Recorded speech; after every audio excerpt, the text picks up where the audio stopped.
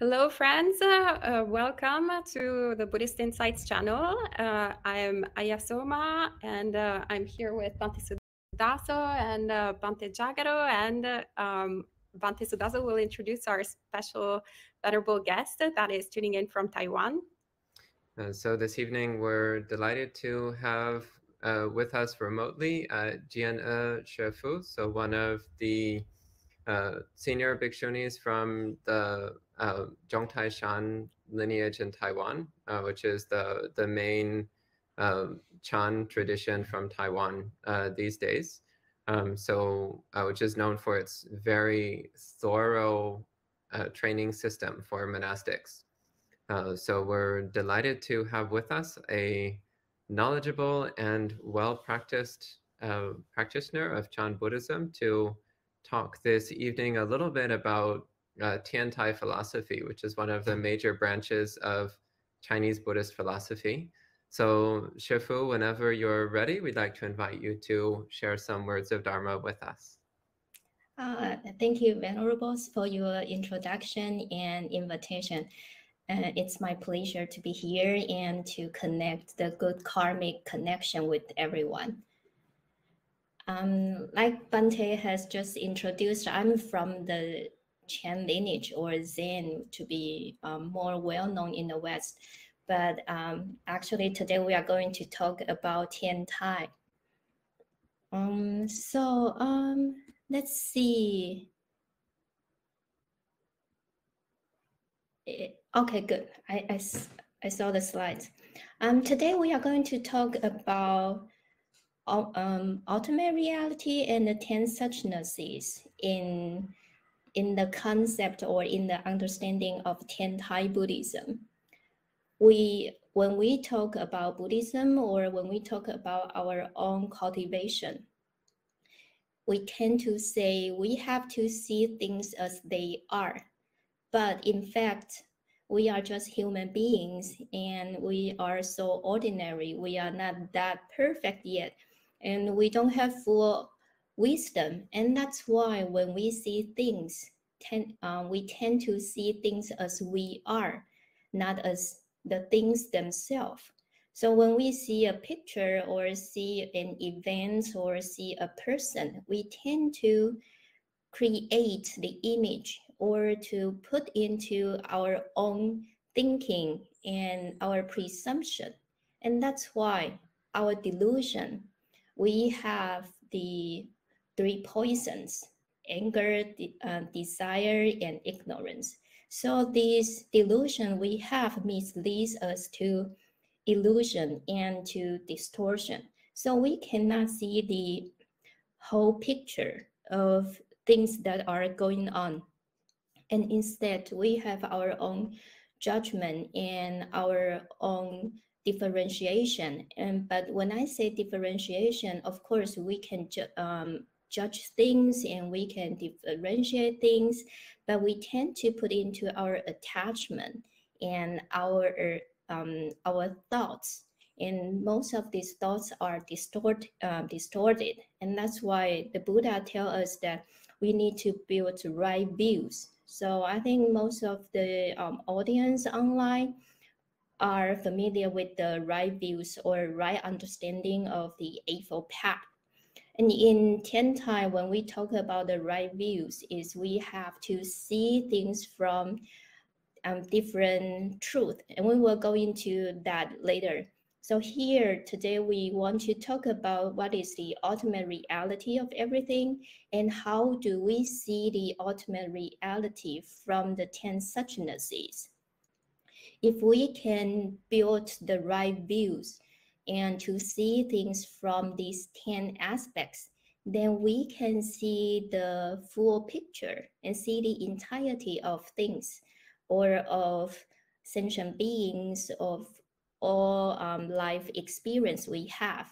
And if we can increase that kind of right views, we can eradicate our afflictions and sufferings so that we can achieve nirvana. So before we go into what is ultimate reality and the 10 Suchnesses, let me introduce Tiantai a little bit.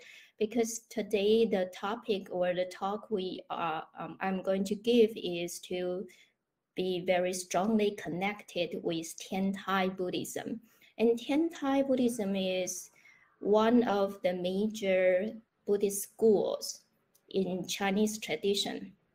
And its founder is Zhi in the 6th century. In the Tiantai major philosophy, we can say the three truths and the three contemplations. These both are very important. The three truths are emptiness, provisional positing, and the middle. When I say the middle, we can understand that as middle way, which is easier for us to comprehend. And the corresponding practice of three truths is three contemplations, because if we see things from these three aspects, emptiness and provisional positing and the middle, that is the reality or the truth of a thing or of everything. But how do we understand the truth? We need to practice contemplation. So by practicing contemplation or by doing this meditation, then we can understand this truth further. So again, so the three truths are these three, and the three contemplations are the contemplation on emptiness, contemplation on provisional positing, and contemplation of the middle. So let's go over a little bit about these three. So when we talk about the emptiness, emptiness might not be, it's the term we use it more often in the Mahayana tradition. Instead of like in Theravada, we tend to emphasize on no self more. So here, when we talk about emptiness, it means empty of something. And what is the something that is lacked or that is empty? That is something that is substantial. So if we see there's something that is everlasting and something that is concrete, something that is substantial, then that is self. And so when we talk about emptiness, it's empty of substantial existence. So that is the meaning of emptiness. And so when we talk about emptiness of everything, then we see there is no apparent differentiation between different things. Like when we are in this live stream, you might have a cell phone or you are on your computer. So when we see cell phone and computer, the appearance of these two are different, but they both are emptiness. So when we see cell phone is in small size and computer is in bigger size, and its element that builds a computer or a cell phone are different, but they both have no substantial existence. That means they both will change, and they do not stay the same all the time. So that is very important for us to understand the emptiness.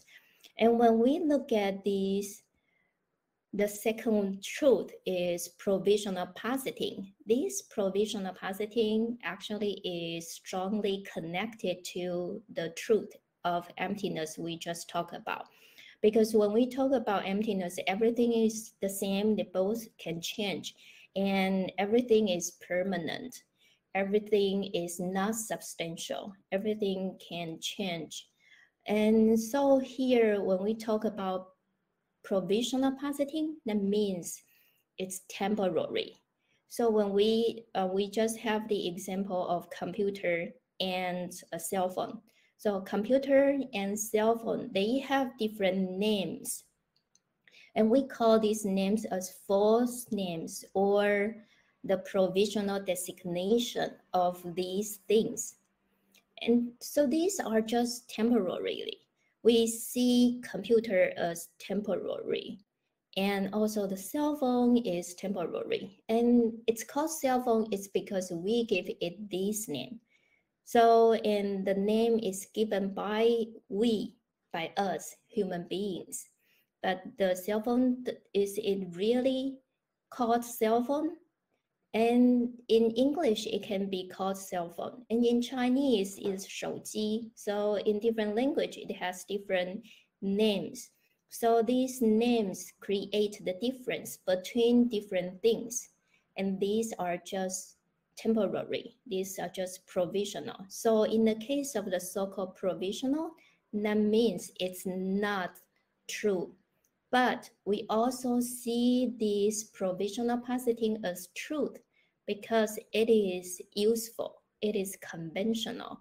So in the conventional sense, if we say, okay, would you please pass me the cell phone? Then you will give me the cell phone. You will not pass the computer or a handbag or a desk to me. So then there is a good way for us to communicate. And that's why we also call this provisional positing as a truth, because it has its value in our daily life and it's good for us to communicate. But we also see from this provisioning positing, we see the differences between different things. Like I said, a computer differs from a cell phone, from a desk, from a hat. So they are different. So it's easier for us to communicate and to use in our life. And the middle is when we talk about the middle. In general, we are more familiar with the middle way between, like we see Siddhartha's story. Siddhartha, he led a luxurious life before he became a monk. And after he started his practice, he started to practice asceticism. But later, Siddhartha figured out he should not be attached to the previous luxurious life or to the asceticism. So he found his middle way, and that is at the point he was awakened. So here, the middle is to avoid the two extreme. And it's not, on the one hand, it avoids the two extreme, but in Tiantai, it also emphasizes even if we are in one of the extreme, it can be the perfect stage. It can be the middle state. And that's why it's called the perfect middle. What does that mean here? If you look at the slide, it's 3C, it's identity. Identity here, I just say that if we look at the middle way, is to avoid two extremes. We try to find a balance between two extremes, and we find no opposites between these two. That is the Tiantai view. For Tiantai is that if you live a luxurious life, as long as your mind is pure, as long as you see the reality of everything, as long as you are not abide in the provisional positing, and you are not abide in the aspect of emptiness, and you can find the identity between these two, then you are really in the true understanding of the middle. So either you lead a very you lead a very good life, or you practice asceticism. You can be in the middle way, because no matter what kind of practice you are in, your mind is pure and you can see the reality. And that's why here I put a dharma is as it is, precisely, because when you practice, if you practice hunger and your mind is not full of desire. Oh, I'm practicing hunger and I want to eat chocolate, I want to eat that, and I want to eat a lot. You don't have that kind of desire of food at all, and your mind is so pure and your mind is in concentration and in wisdom. So in that sense, then you are practicing the middle way. So as long as you have no attachment, either kind of practice is a perfect practice. And so when we talk about the middle, or the middle way, is that we see the equality, or we see everything is equal. We do not have attachment to one thing and to have the so-called detachment or non-attachment to the other things, because we don't try to judge which is better, which is worse. For us, as long as we are mindful, then everything has its value, and we can fulfill the values of our life experience. And this is about Tiantai, we just talked about the Tiantai philosophy of the three truths. It's the emptiness, provisional positing, and the middle. Excuse me. And so here we can talk about the Tiantai's major practice. The primary text Tiantai use is the Lotus Sutra. Lotus Sutra is a Mahayana sutra, and it's very popular in the Mahayana tradition. The method, I should say, the main concept of the Lotus Sutra is one Buddha vehicle. The one Buddha vehicle means that the Buddhahood is the highest, the Buddhahood is the ultimate state we should attain. So not the arhatship to be attained, but the Buddha. So for us, for the Buddha's teaching in the Lotus Sutra, the Buddha said that everyone can be a Buddha. So if everyone can be a Buddha and everyone will attain Buddhahood, that means that all are equal. So this concept of all are equal in having the potential to attain Buddhahood also has a strong connection to the middle of the three truths we just talked about. And so, and also in this sutra, it emphasized that every dharma is itself ultimate reality. So this also goes back to earlier I talked about everything. We should see things as they are, but we tend not to see things as they are, but as we are, as who we are, as what we want, as what we expect. So it's all guided by our own view. That's why we goes to the distortion. But here, the Lotus Sutra tells us that everything is ultimate reality, and we have to calm our mind and try to see its ultimate reality.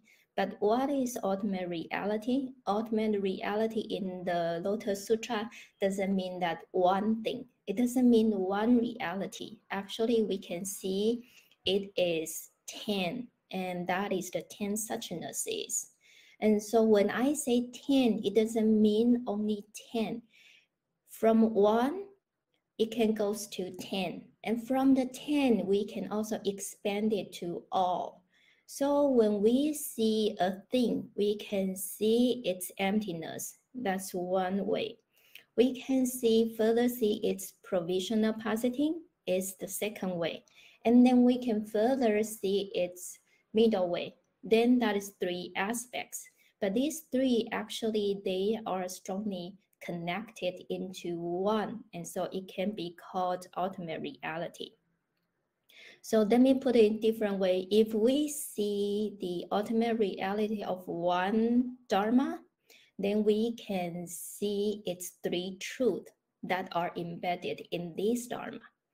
And to expand it, we can see the 10 Suchnesses, or the 10 aspects, the 10 characteristics of this certain Dharma. And of course, we can expand it more, then we can see all aspects of this Dharma. So we see the full story of this Dharma, not just one side of the story. And let's go to the Lotus Sutra. Here is a passage of the sutra. It goes like this: only among Buddhas can the ultimate reality of all things be fathomed. This is because every existing Dharma has such appearance, such nature, such substance, such powers, such actions, such causes, such conditions, such effects, such rewards or retribution, and such a complete fundamental coherence from the beginning to the end. And I don't know if any in the audience reads Chinese. Let me read it a little bit. 唯佛与佛，乃能究竟诸法实相。所谓诸法，如是相，如是性，如是体，如是力，如是作，如是因，如是缘，如是果，如是报，如是本末究竟等。So here we see the 10 Suchnesses from the Lotus Sutra. And this passage actually is a translation from the Chinese text, the Lotus Sutra in Chinese text, and is translated by Kumarajibai in the 4th century. And then also later we translate it into English. And so here we can see it says that only Buddhas can see the ultimate reality of everything. And only Buddha can see its completeness. Only Buddha can really see the profundity of everything. And because we know the Buddha has the perfect wisdom, so Buddha has this wisdom, that's why he can see everything clearly. And we are so ordinary, that's why we cannot see everything clearly. And not only that, we might have attachment to things, and that's why we cannot see the full picture of things. And so here the Buddha said that, it says that here we can see only among Buddhas. So Buddha is not a single person. In Theravada, we tend to say there are 7 Buddhas in the past, and the current Buddha we know is Shakyamuni Buddha, and in the future we will have Maitreya Buddha. But in Mahayana Buddhism is that we have tons of Buddhas in this world and in other worlds. And many Buddhas in the past and in the future. And like I said, in the Lotus Sutra, it says that everyone will become Buddhas, and everyone has the potential to become a Buddha. And that's why we have so many Buddhas. And so here in this passage, it clearly tells us that Buddhas can understand and Buddhas can comprehend the ultimate of all things. So here I put it as all things. So this so-called thing can include insentient and also sentient things, that like human beings, animals, insects, or heavenly beings, or arhats, and also insentient stuff like a pen or glasses or a desk or a toy. So these sentient and insentients, they all have the true reality, and it just depends on how much we can see it and how much we can see through our illusion and delusion.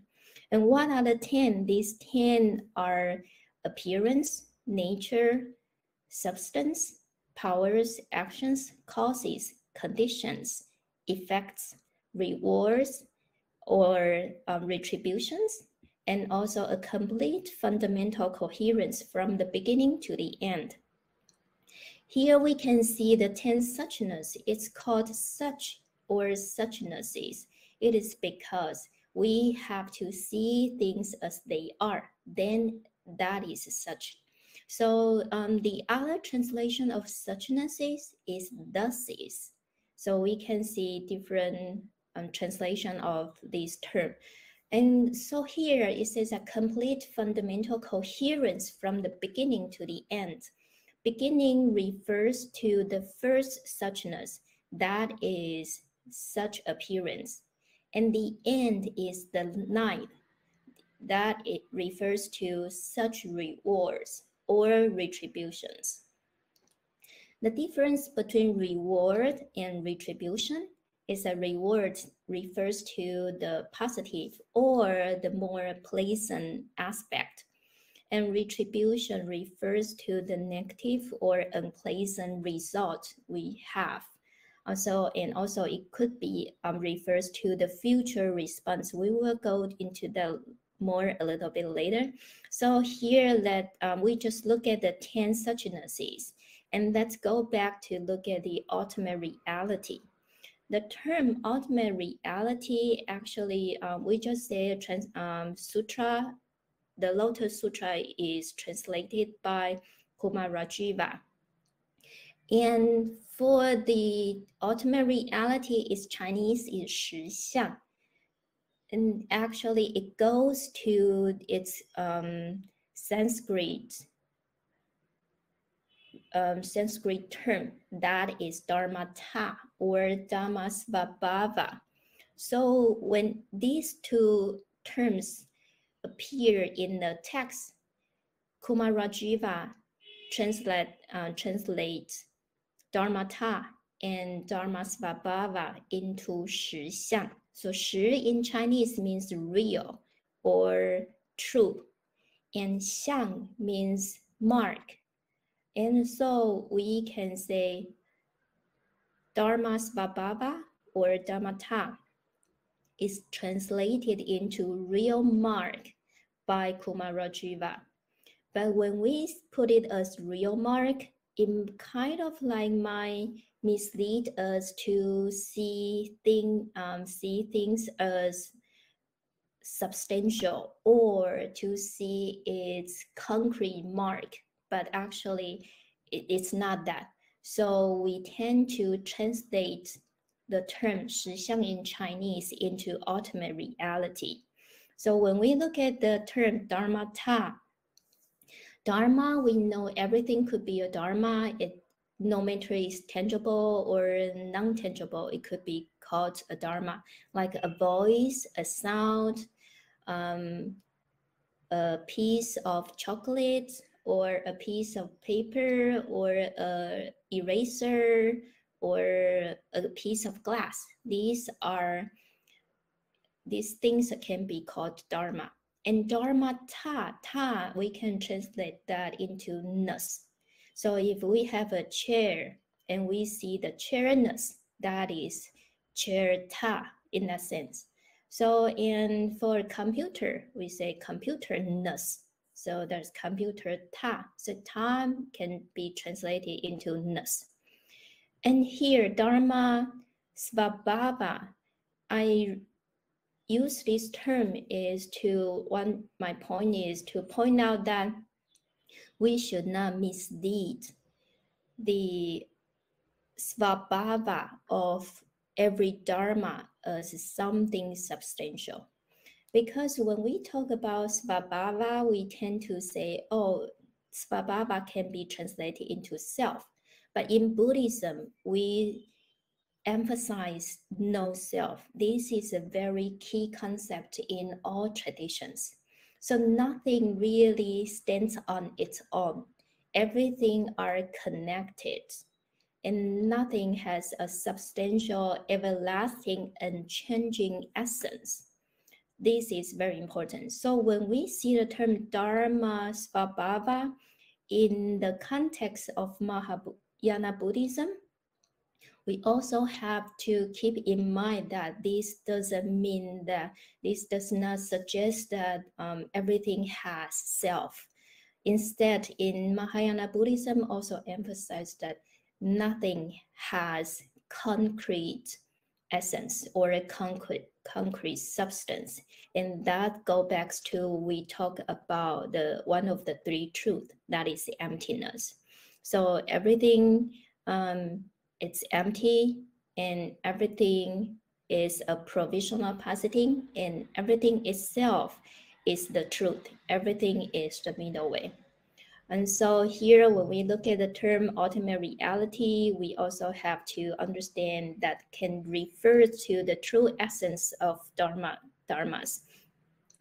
And again, when we use the term essence, don't get it wrong and say, okay, the essence means a concrete svabhava. No, that's not the meaning here.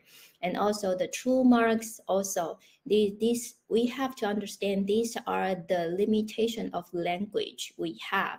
So when we see a term or when we use a term, it might have its own limitation.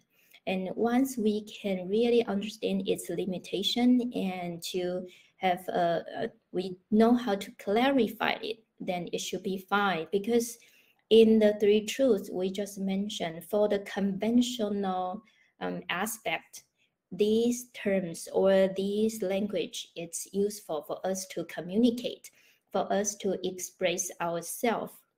So that's why when we use a term, we need to see its limitation and to see how many values it can create, and so that we can communicate well and to avoid or at least to lessen misunderstanding among different people when we are having a conversation. So now I want to go a little bit further to explain what are the 10 Suchnesses.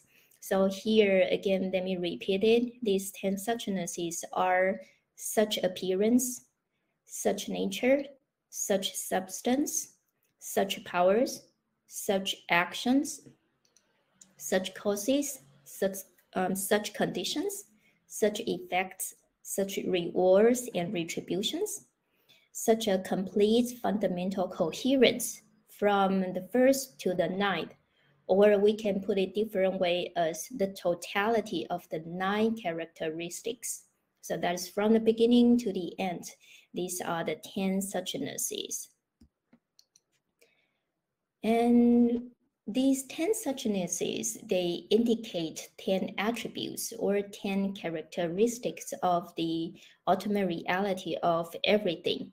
And these 10 Suchnesses also for 10 Tai are the best representative of all possible characteristics of the different dharmas.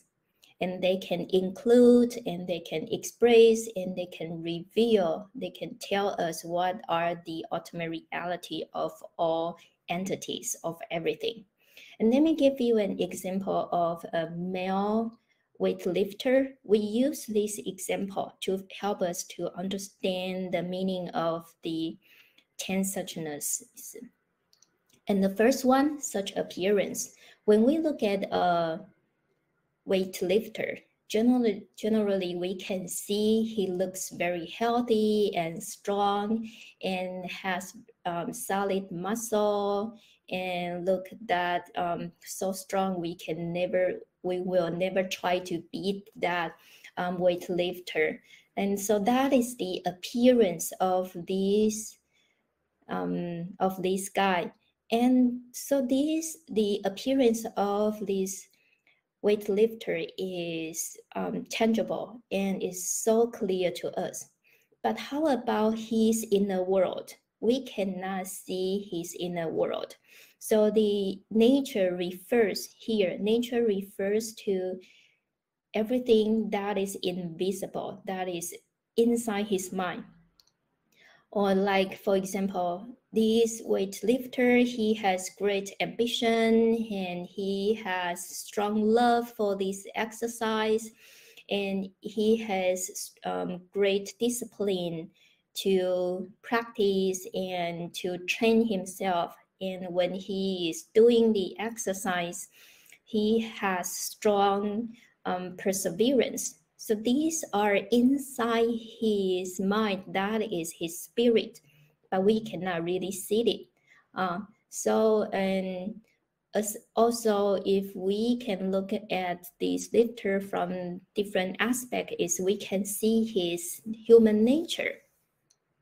As a human, he might have happiness or worries or desire or hatred or stress or sadness or dissatisfaction, anything. So he can have different emotion in his mind, but we cannot really see that clearly from his outlook. So appearance apparently is tangible and is clear to us if we look at that. And so, but nature is not that visible. And the third, substance. Then substance, the other way to put it is a little bit like material, how this thing is composed of. Like for a person, we see a person is composed of 5 skandhas or 5 aggregates. So we can see the 5 aggregates as the substance of this lifter. And so here we can break it down into the body part and the mind part. The body is composed of organs, muscles, his bones, his tendons, his blood, his skin, his cells. Of course, in Buddhism, we tend to put it as the 4 great elements: earth, fire, water, and wind. That is the 4th main part of the body. And for the mind, we all know that that's 4 aggregates. So the feeling, perception, volition, and consciousness. And so no matter its body or the mind, they both are no self. So here we come into the key concept in Buddhism again. Everything is no self. So although the term here, I use it as substance. So although it says it's such substance, still it has no svabhava. And that's why we have to emphasize it's no self. And so none of these person's physical body or his mental element has an underlying independent or unchanging substance. So like we mentioned before, everything are strongly connected. Everything is conditional and nothing stays the same all the time. And that is no self or emptiness. And if we put this way in the Mahayana sense. And the 4th suchness is powers. So this man, he has great explosive and functional strength, and he can lift up a barbell that might weigh more than 300 pounds. That's quite a lot. And also that is his power. So he has strong power and strength. And this suchness also explains his potential or capability.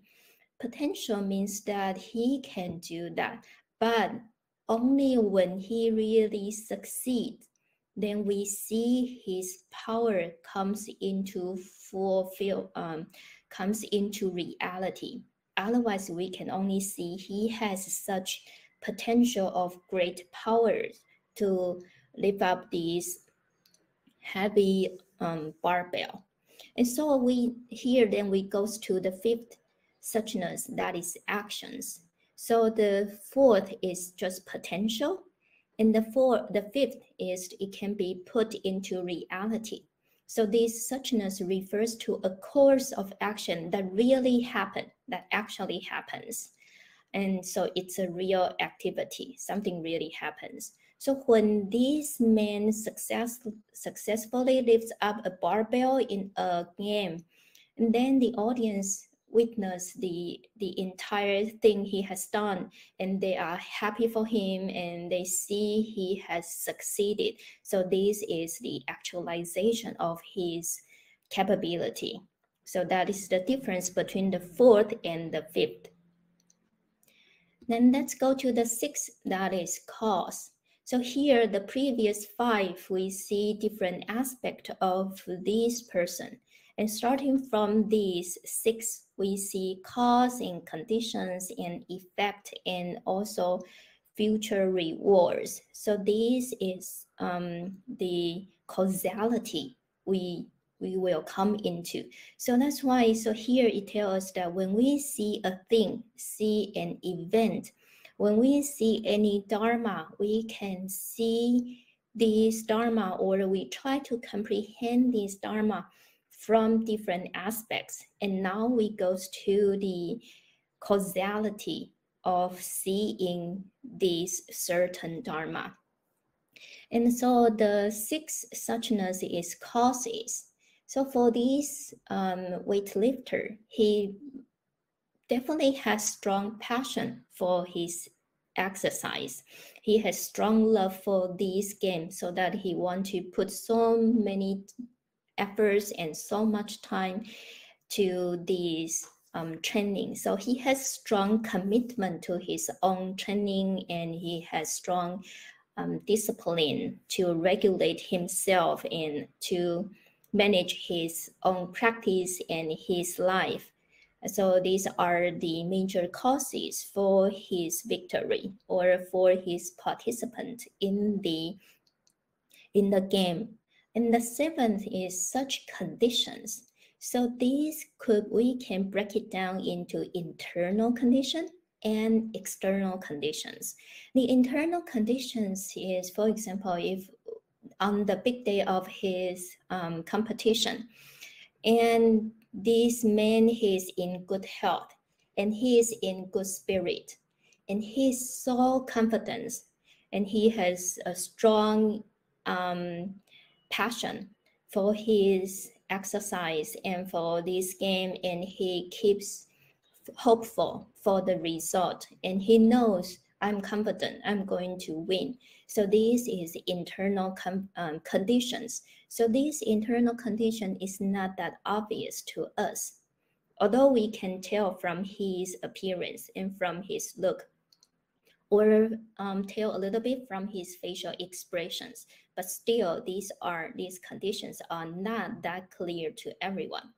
And the external conditions, these are clearly shown to us. So we can see the audience cheer for him, and we can see his family and his friends and his coach, and or even his fans. They give him strong support and give him a lot of encouragement, and they stand strongly by his side. So these are the external conditions.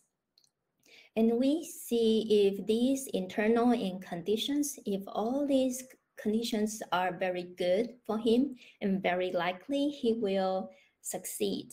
And if not, on the other hand, on the contrary, if he's sick and today he feels sad because he heard a very sad news about his family, or he has fluctuating moods, or he has something happens and he has lost his faith in himself, or he someone says something very bad to him, or he heard others criticize him or mention about the not so good past of him. So his mind is influenced by others, and that's why he does not have a very high spirit, and he loses confidence. Then in that sense, this bad condition will contribute to a unpleasant result, and that is something he don't want. That is the defeat he doesn't really want, but that comes to reality. So we talk about the causes and the conditions. In causality, we know that if we have a main cause or different causes and plus different conditions, that will lead to effect. So here, such effects we can see with, again, use this example. So if he has good preparation for this competition, and also these helpful conditions put together on the day of his competition, then he can successfully lift up the heavy barbell. And if he win a victory, and he can even maybe break his own record. So that is something so exciting. But on the contrary, if something doesn't go so well, then he can have an opposite result. So that's the effect. And so a pleasant or encouraging effect will lead to a pleasant reward, but an unpleasant effect leads to retribution.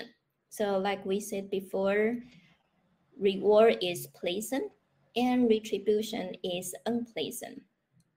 So in this guy, he has won himself a victory in the game. And then that is in the game, he can won the first, for example, if he won the first place, then he win like in an Olympic game,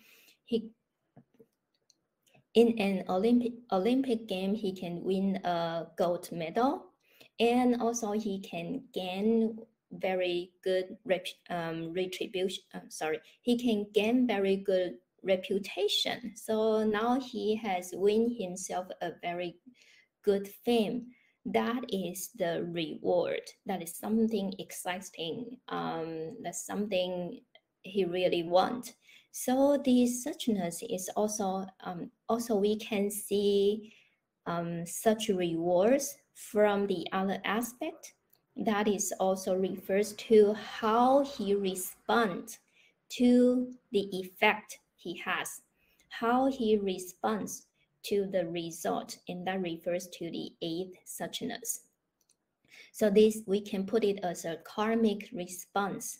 So it refers how he responds to the result of his practice or the result of his game. So when he wins, he's so happy, he has smile on his face.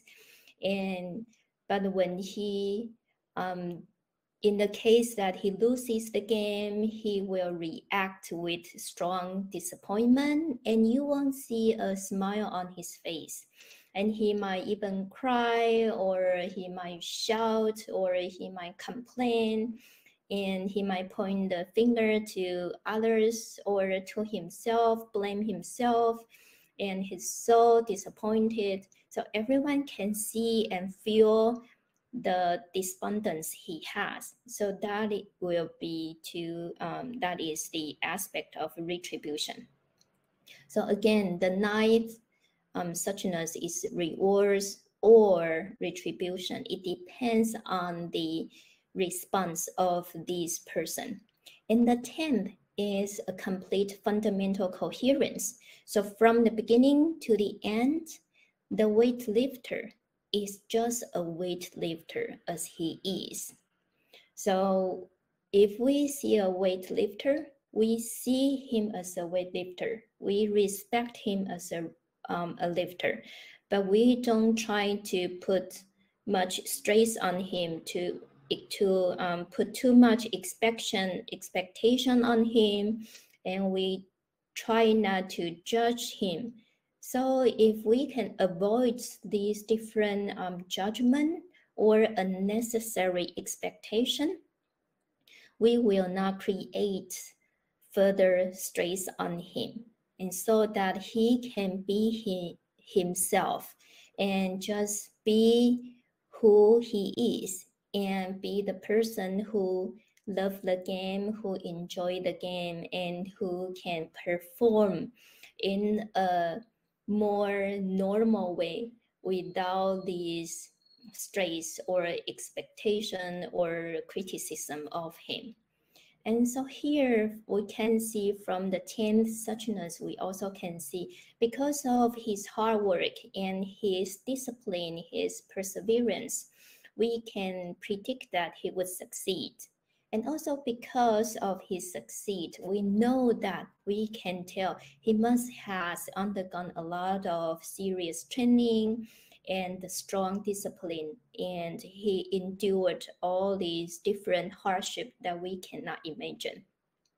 So from his success, we can see the first to the 9th Suchnesses. These 9 are included in the result, so that they are all strongly connected to each other. So if we look at point C here, it says that all of the 9 aspects contributing to his success are provisional, are empty in nature, and are in the middle. So his success is temporary, is provisional. So he can win this game, doesn't guarantee that he will win again and again in the future. That's one thing.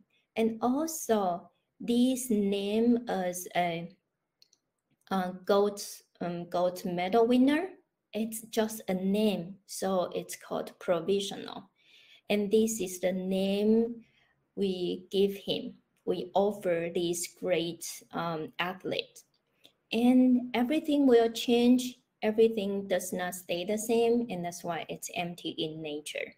And this person, this athlete, from the beginning to the end, he is always he is, and no more than who him, no more than who he is, and that's why this is called the middle. And also, the moment he can succeed, the moment he wins a victory, that is a full embodiment of the 10 Suchnesses. And that's why we say it's an entirety. We see the entirety or the full embodiment of the 10 Suchnesses. These 10, they are strongly connected from 1 to 2 to 3 to the 10. Every aspect of these 10, they are strongly connected to each other. And so here we can use the other example to look at our own Buddhist practice. Like when we do meditation, we can see the appearance of our this event or this activity of doing meditation.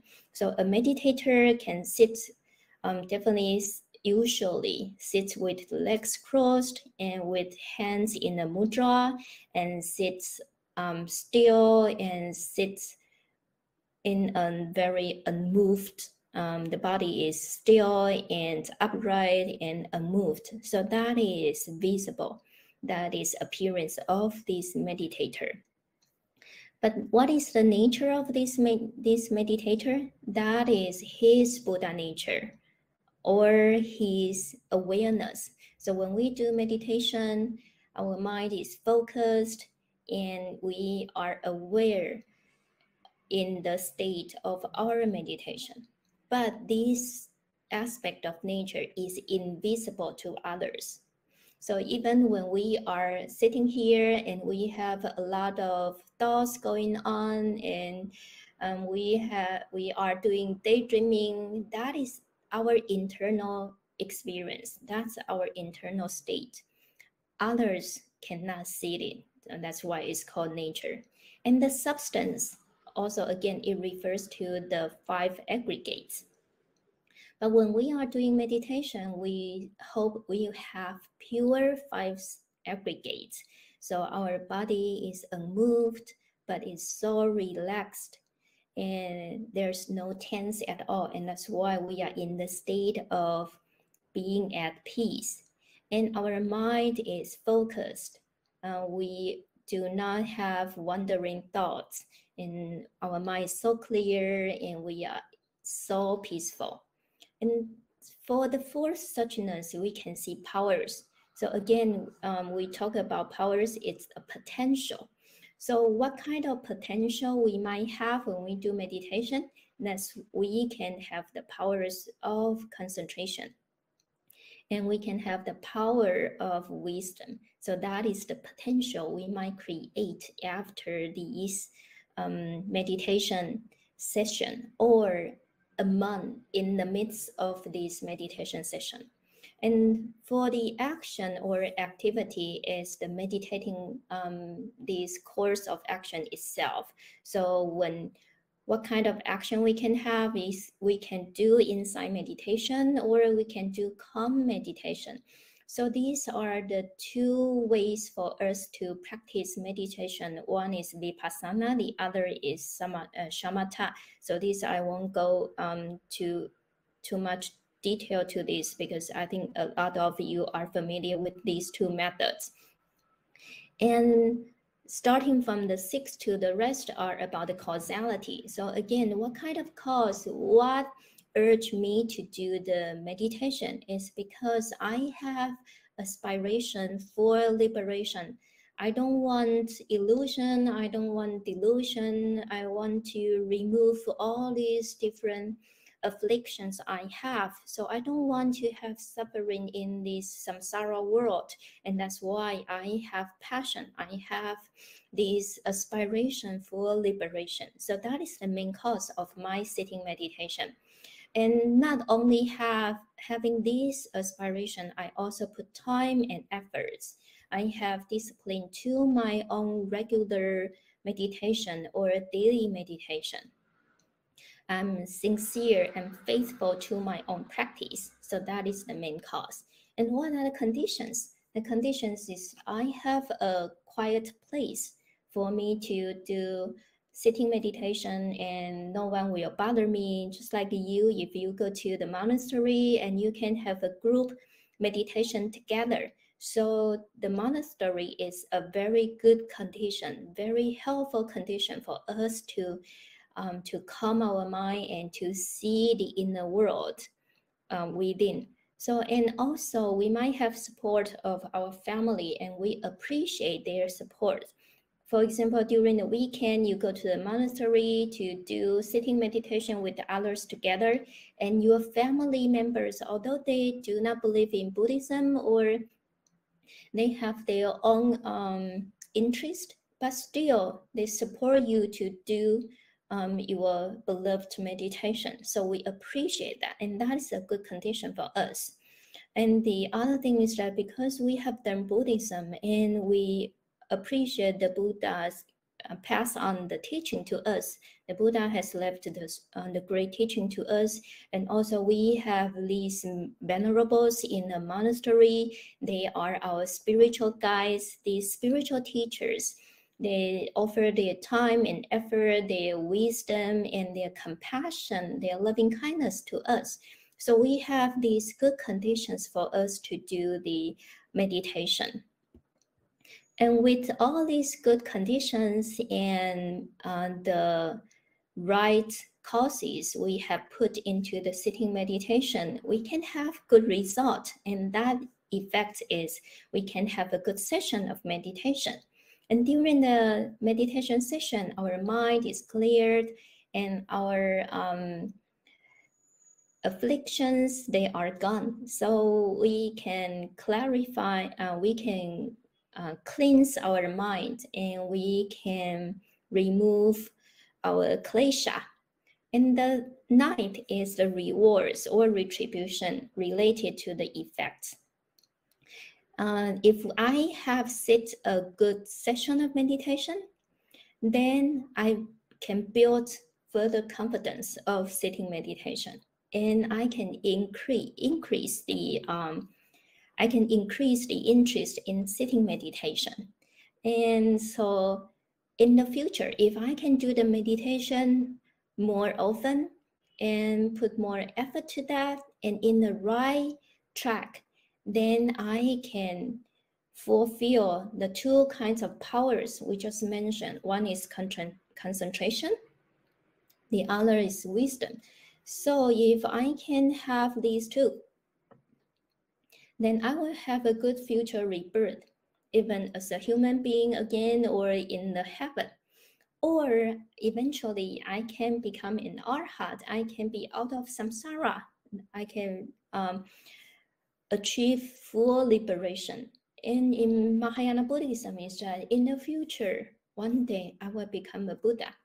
But the opposite is that if I don't have a good session and I feel more frustrated when I do meditation, or I don't have a correct understanding of doing the meditation and the method I adopt is not so suitable for me, then I will create obstacles for myself.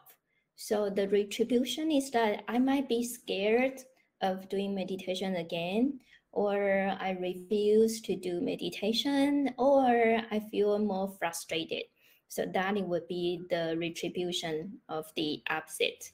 And the 10th is a complete fundamental coherence. So from the beginning to the end, the meditator himself or herself is just a meditator. So the person is the person and no more, period.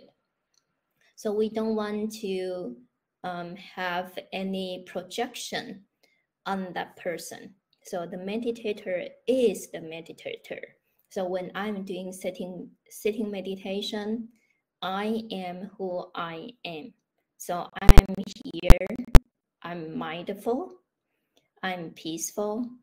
I am trying to put me in a strong connection with the Buddha world, with the true Dharma, with the three truths we talk about, and with the ultimate reality. Everything is a reality. Everything itself, everything per se, it's a reality.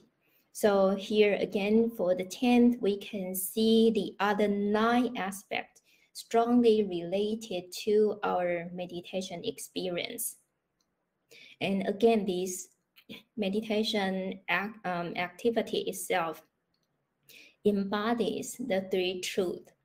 And also the moment when we are doing meditation, and the moment we can experience some taste of mindfulness or some taste of awakening, then that is the full picture of our entire activity, the entire activity of doing the meditation.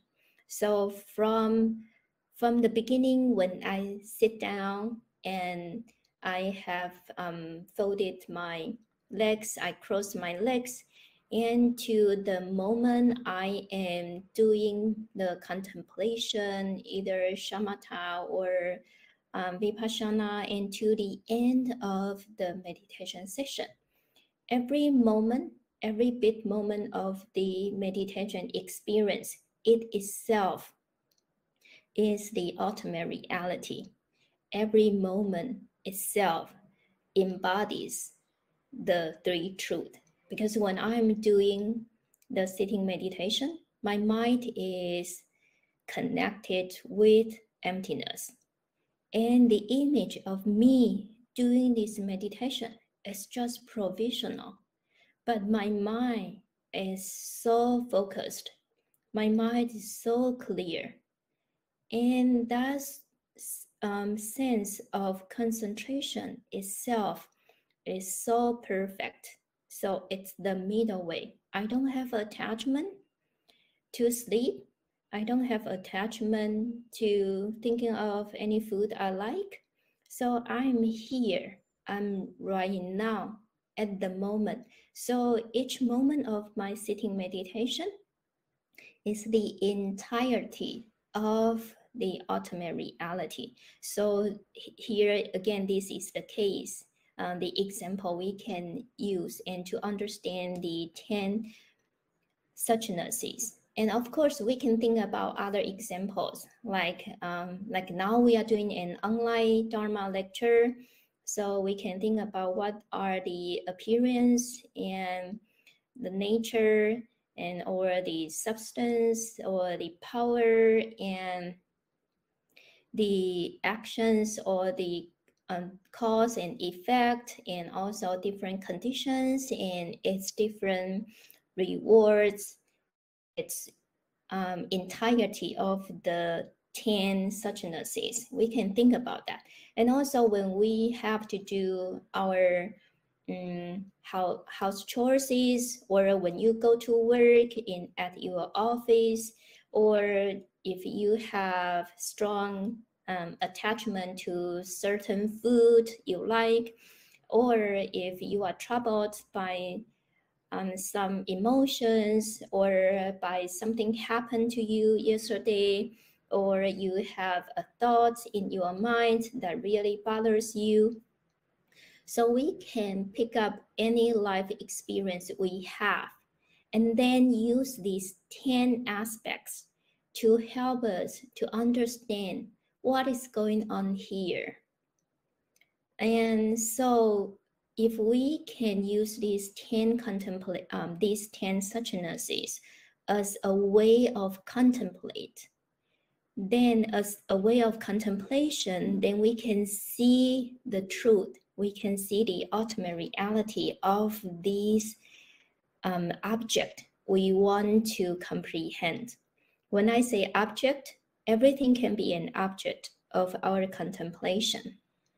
So like why here I say a Dharma lecture, or I don't like certain noise, or your kids are yelling, or something, and someone say unpleasant comments and on you, and you feel sad and you are upset, or you just have a strong argument with your friends, then you can use that as an object and to comprehend its 10 aspects.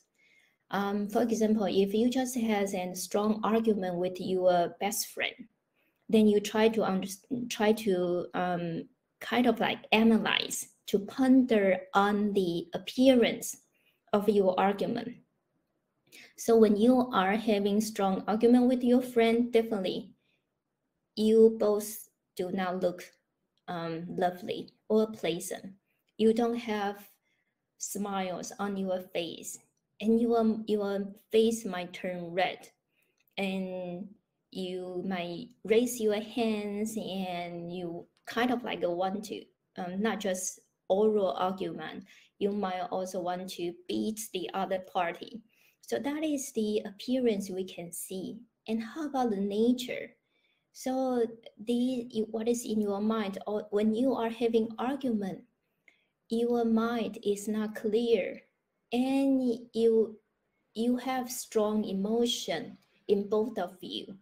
So we can see the appearance and your inner world. What is your mind state? Your mind state is not wholesome.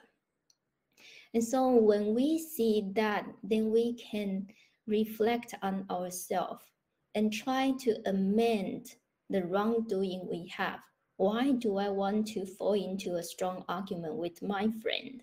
And why do I try to argue and to try to put so hard as like, to prove so hard as I am correct and you are wrong, and you don't want to listen to me, or my feelings are hurt by your comments. So when we are having these arguments, we are upset. Definitely, we are not mindful. So once we have an argument, then we can use these 10 suchnesses to help us to see things clearly, instead of just to be blinded by our own illusion or delusion. So, and I think this is your own exercise. You can use any example as an object of your own contemplation, and try to use these 10 suchnesses to see our life experience. So if we can adopt these 10 and apply them, these 10 suchnesses to our life, then we can try to avoid seeing only one side of the story, like just one side of the argument we have with our friends. Then we will push back a little bit, and when we stand back, retreat ourselves a little bit, then we can see like a full picture of what's going on here, instead of just be attached to one side of the story and try to to prove that you are right and the other party is wrong. So if we can use the 10 Suchnesses, then we can help to comprehend the different meanings or to find more values of our life experiences. So we will not just stick with one side of the story, and we can appreciate different aspects of our life experiences. And also, if we can see the 10 Suchnesses, then we see the reality, and we see the ultimate reality. That means we enhance our wisdom, and we can free ourselves from delusion and illusion. And also, we can practice more sincerely and faithfully to see things as they are, not to see things as we are. Okay, I think that's it for today for my talk. I don't know how we can do the Q&A session. I don't know how to go to that. Well, thank you very much. Thank you. So at this time, we'll do a short chant of appreciation, and then we'll move to the questions. Namayang Dhammakataya Sadhukarang Nanamase.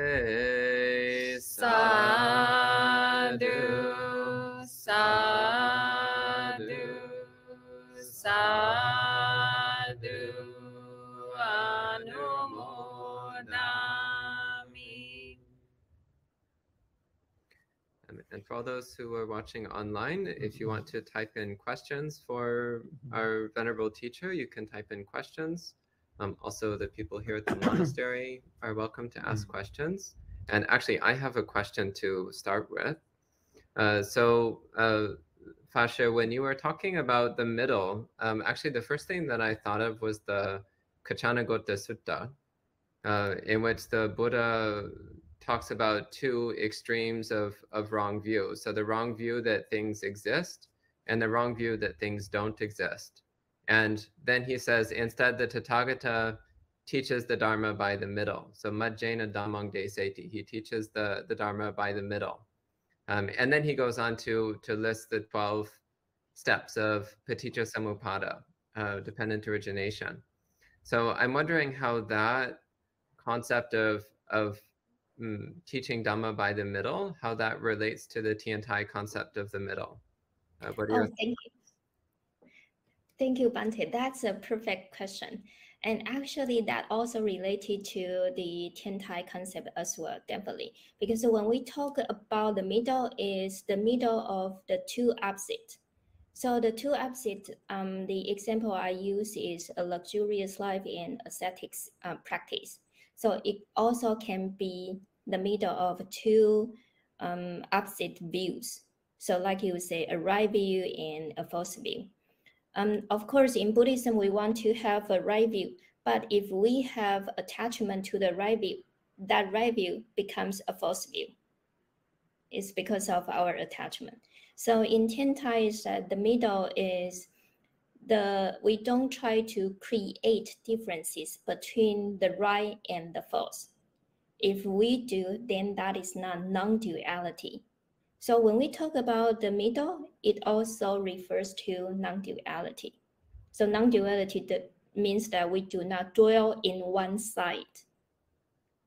I don't know if that answers your question. So when we talk about right view and wrong view, right?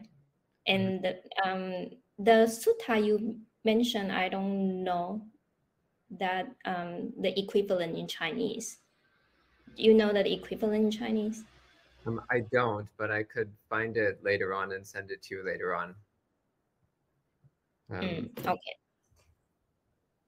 Yeah. So the middle is, again, it's try to avoid leaning to one side.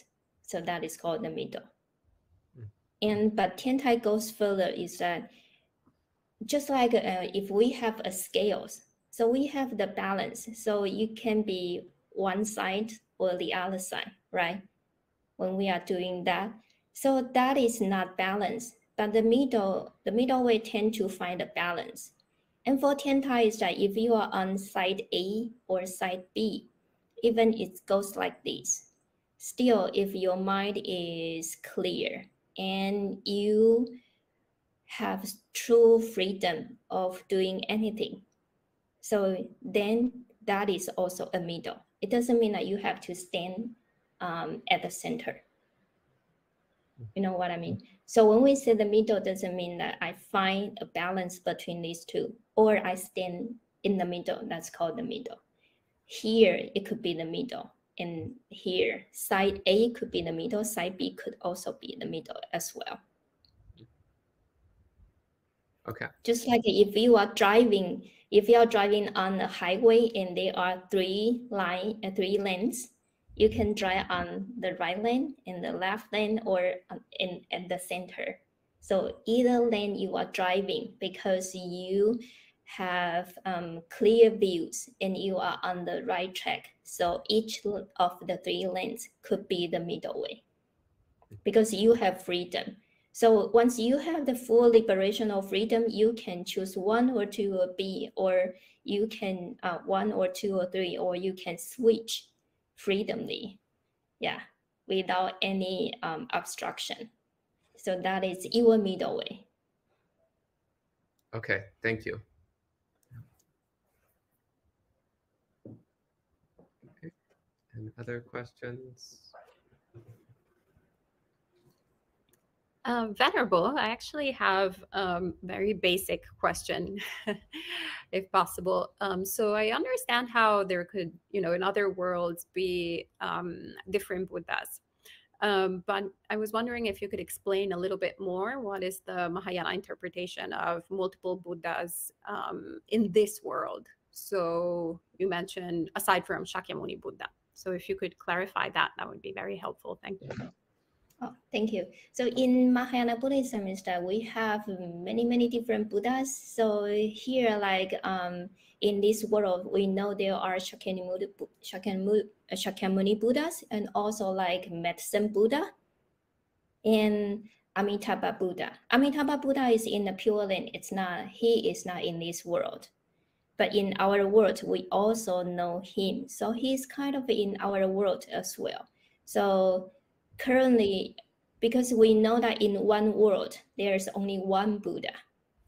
But in Mahayana sense is that no, it could be more than one. We can have more than one great teacher, not just Shakyamuni Buddha himself. So the example I gave is like Medicine Buddha is also a Buddha. And also in the Flower Garland Sutra, I don't know if you have heard of this sutra. Avatamsaka Sutra. Yes, Avatamsaka Sutras. That includes tons of the Buddha's name. So these are the Buddhas we know. And in Mahayana Buddhism is that we have this world, a Saha world, and there are also different Pure Lands. So there are different Buddhas. But we might not familiar with all of the different Buddhas. And also the other aspect of seeing Buddhas is that because we have Buddha nature, so this Buddha nature, everyone has the same Buddha nature. And that's why in some sense, we are a Buddha as well. So we are a Buddha in potential. Yeah. So that relates to one of the 10 Suchnesses is such power. We can have the potential, we can have the power to become a Buddha. So currently we have Buddha nature, that's why we can be considered as a Buddha. But we are not really, we are not an actual Buddha yet because we still have affliction. Yeah, so in reality, we are just an ordinary being. But in the truth, in the ultimate sense, we are a Buddha already. So in Mahayana Buddhism, we tend to say, oh, you are a Buddha, he is a Buddha, they are Buddhas, and I see so many Buddhas in front of me, and everyone is a Buddha, so we are all equal. So that is the sense of Buddha nature. So if we see things in this perspective, then we will try to respect others. So in the Lotus Sutra, actually, there's a figure. His name is Never Disparaging Bodhisattva. So this Never Disparaging Bodhisattva, he see everyone as a Buddha. So he will say, oh, you are a Buddha, I respect you. And then he make a bow to the person. So no matter this person is a monk or a nun or a lay person, so he show his full respect to them. And he like to shout so loudly and say, I know you are a Buddha. I know you will become a Buddha. I respect you. I respect your Buddhahood. Yeah. Thank you, Venerable. And just one follow-up question. So what would be, if there is any difference between Shakyamuni Buddha and the medicine Buddha? So I understand the concept of Buddha nature and the concept that we all have that potential. But when it comes to conventional reality, is there any difference between a medicine Buddha and Shakyamuni Buddha? And is there a concept of a Sammasambuddha also? And so how would that fit in? That's an excellent question. So you mentioned the provisional positing. So their vows are different. That will be their differences. And their condition, I should say, their karmic connection with sentient beings are different. So they have different vows and they have different connections with different sentient beings. So the appearance or the causes, the conditions are all different. So that's their provisional positing. But they have the same attachment because they have the same attainment. They are all in the same Buddhahood. So these Buddhahood are equal. Yeah. But the differences are their views and their connections with the sentient beings, and also the methods they use to liberate others could be different. Thank you very much. That clarifies very well. Thank you. Thank you. And Venerable, on the point of multiple Buddhas, previously I had thought that each Buddha is described as having a home world, so to speak, and so that they can influence people in other worlds, but they still have their own home base, their own world, which is theirs in specific. So like Amitabha has the Western Pure Land and so on. So I thought Medicine Buddha also had his own home world or home base, which was somewhere other than this one. Is that correct, or did I get something? Did I misunderstand something? 100% correct. Okay. Yes, Amitabha Buddha is in the Western Pure Land, and Medicine Buddha is in the Eastern Pure Land. Okay, understood. So although our world is called a samsara world, so in this saha world, we think it's impure. But in the Mahayana sense, that in the Buddha's eyes, this saha world actually is the Buddha's pure land. It's we ordinary beings don't see it as pure. We see it as impure, impermanent, because we have so many sufferings. How can we see it pure and so lovely? No, but for Buddha, because that we mentioned about the middle way, the Buddha's mind is in the middle way. So even though he is in the Saha world, he is still in the pure land. So he has the full liberation and freedom. And that's why he sees everything as purity. Everything is pure. Yeah. But still he has to see from, although he sees everything pure, he still has to try to understand and to see the impurity and the suffering sentient beings experience, so that he can put himself in their shoes and try to help them to be out of samsara. Understood. And it looks like we had a question from one of the residents here at the monastery. Please go ahead and speak loudly. I'm starting to see people like aging, like it's really recognizable now, and I have trouble like understanding that. Like for example, like my siblings, like my grandma, they were like years ago, she was my mom, myself, and even like those around me, and especially like I feel like at like work, there's like, you know, people are just like stressed out, and, like their wrinkles are just so clear, and just like I feel like spending so much time like, you know, at the monastery, and it's obviously like everyone has like bright faces and like less wrinkles, you know, and I'm just like, wow. So like actually have been, you know, experiencing suffering, understanding aging and changes. Yeah, and like I even tell my mom, like I tell her like, oh, you're aging. And she's, oh my god, I tell her like, please stop aging. But like, you know, like I know I'm like I have to understand.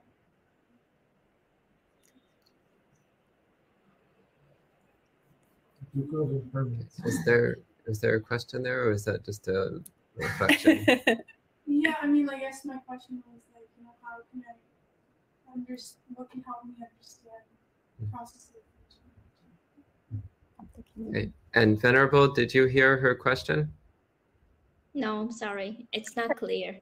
Okay, so she was saying how she's been observing the process of aging, especially in her mother and her siblings and herself, and how this is causing some distress for her.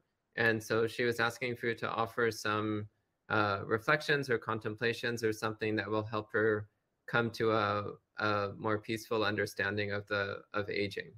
Is that correct? Oh, okay. Yeah, that's good.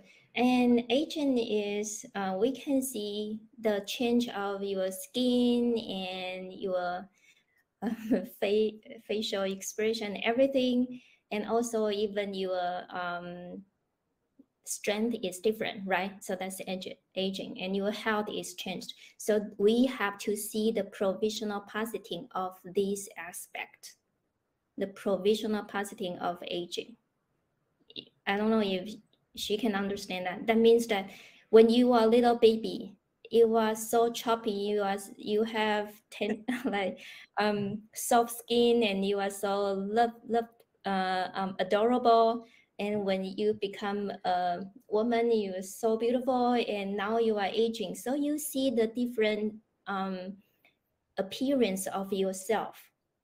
So that is one of the 10 Suchnesses. And you have to see each stage of you is just a state of change. If we can see that is provisional, then you know this is just a false name of you being a choppy baby, or be a beautiful woman, or be an elderly person. So these are just provisional. And if we can see our Buddha nature, the Buddha nature is never changing. The middle way, the concept of middle way is our mind, and that's our full mindfulness. That's our full awareness. If we can understand that, then we see the true mind never changes. What is changing, what is aging is our skin. That's our health, that's our body. But our mind is never changing. And the mind is the Buddha's mind. So we have the same Buddha mind, but we don't really perceive it that clearly yet. So if you can see the non-aging part of yourself, which is your true mind, you won't be so scared by aging. Because we are aging actually from the moment we were born, right? We are not aging because we are 40 or 80. We are aging from the moment we were born. So our physical condition is changing at every moment, but our true mind does not change. And this true mind is the full confidence we have to build to understand our Buddha nature. And that is our true mind. True mind never ages. Thank you, Venerable. And we're just about out of time. So I think we can go ahead and conclude this session at this time. So once again, thank you very much to Jiane Shifu for joining us and sharing some Dharma teachings this evening. And we can show respect to the teacher with 3 more sadhus. Sadhu, sadhu, sadhu. Sadhu, namaste to everyone. Okay, thank you. Thank you, Venerable. Thank you.